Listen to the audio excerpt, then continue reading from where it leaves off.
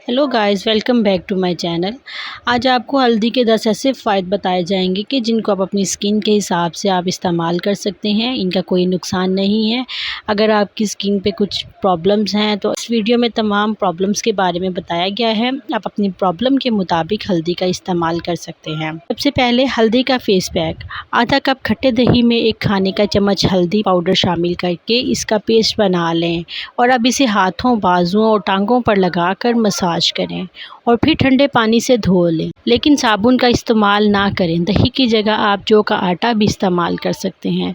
ये शानदार पैक आपके हाथों और बाकी हिस्सों को नरम, मुलायम और चमकदार बनाएगा और जिल्द की रंगत भी निखर जाएगी। कुदरती क्लींजर। थोड़े से कच्चे दूध में चुटकी भर हल्दी मिलाकर इसे अपने चेहरे और होंठों पर लगाएं। हल्दी और दूध का मिक्सचर चेहरे पर कुदरती क्लींजर का काम करेगा और खुश्क और फटे हुए होंठों को नरम और मुलायम और गुलाबी बना देगा। फटी हुई एड़ियों के लिए।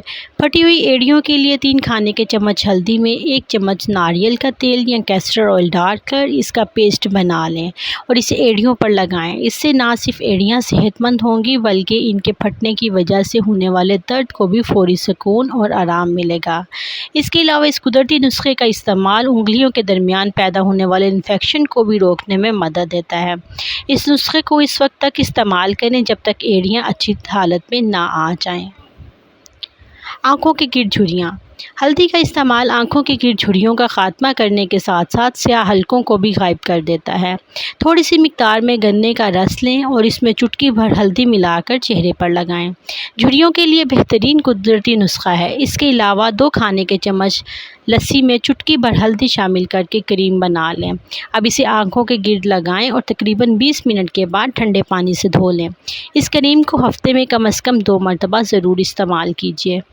हल्दी चिकनी जिल्द के लिए।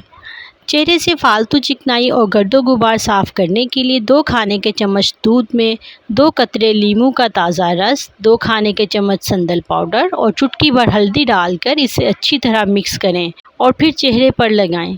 जब ये मास्क पूरी तरह से खुश्क हो जाए तो चेहरे को नीम गर्म पानी से धो लें। गैर ज़रूरी बालों के लिए।